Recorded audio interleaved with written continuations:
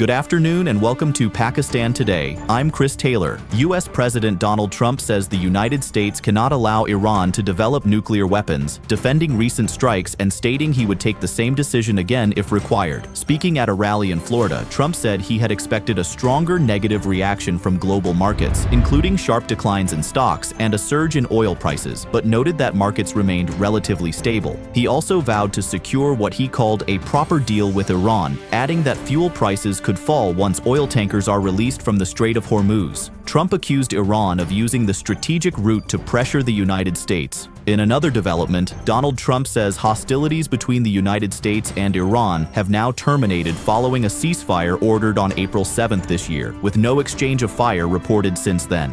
In a letter to U.S. lawmakers, including House Speaker Mike Johnson, Trump confirmed the ceasefire had been extended, formally ending tensions that began in late February. However, he expressed dissatisfaction over Iran's latest proposal, saying negotiations are still ongoing. Trump also acknowledged Pakistan's role, expressing respect for Prime Minister Shehbaz Sharif and Field Marshal Asim Munir, and noted that Islamabad continues to assist in the negotiation process. Meanwhile, Iran has delivered a fresh proposal for talks with the United States to Pakistani mediators, according to Iranian state media, as diplomatic efforts continue to ease tensions. President Masoud Pezeshkian says Iran has shown restraint and remains open to reconciliation, but warned that actions taken under a naval blockade amount to continued aggression.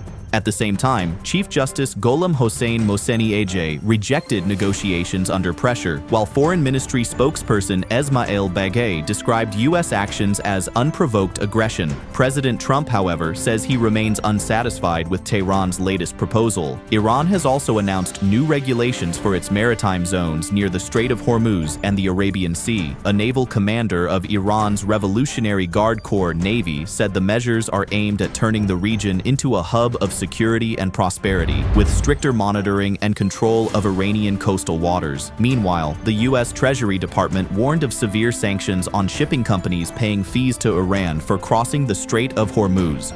Washington also cautioned against donations to groups such as the Iranian Red Crescent Society. China has also weighed in on the situation. China's ambassador to the United Nations, Fu Kong, says it is crucial that the ceasefire in the U.S.-Israel war on Iran remains in place. Speaking to reporters, he said the Strait of Hormuz must be reopened as soon as possible, calling for Iran to lift restrictions and for the United States to end its naval blockade. Fu Kong urged good faith negotiations, warned against renewed fighting, and rejected U.S. allegations of military cooperation between China and Iran as false. Turning to Pakistan, President Asif Ali Zardari has returned home after completing a 5-day official visit to China. Pakistan and China signed multiple agreements and memorandums of understanding during the visit in the fields of construction machinery, health, and medical technology. President Zardari also attended the signing ceremonies, while a documentary marking 75 years of Pak-China friendship was screened. Officials say the agreements aim to promote trilateral cooperation and boost the supply of construction machinery under the China-Pakistan Economic Corridor framework. For more on this, we go to our Islamabad correspondent, Sarah William. Sarah, what is the significance of this visit? Thank you, Chris. Officials here say President Zardari's visit reflects the continued strategic depth of Pakistan-China relations at a time of regional uncertainty. The agreements signed are being viewed as practical steps to strengthen industrial cooperation and improve medical and technological partnerships.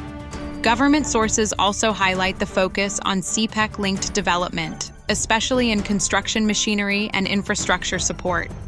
Analysts believe the visit sends a strong message of economic confidence and long-term bilateral commitment between the two countries. Thank you, Sarah William in Islamabad. And finally, Sindh Chief Minister Murad Ali Shah has met Denmark's ambassador, Maja Dirs, to discuss strengthening bilateral ties between Sindh and Denmark. The Chief Minister briefed the ambassador on investment opportunities in Sindh, particularly in clean energy, environmental protection, and wind energy projects along the province's wind corridor. Discussions also covered the development of Khedi Bandar, which Murad Ali Shah described as a historically significant area with the potential to become a modern port and a future economic hub. Officials say stronger international cooperation in these sectors could help boost sustainable development and long-term economic growth in the province. That's all for now. You're watching Pakistan Today News. I'm Chris Taylor.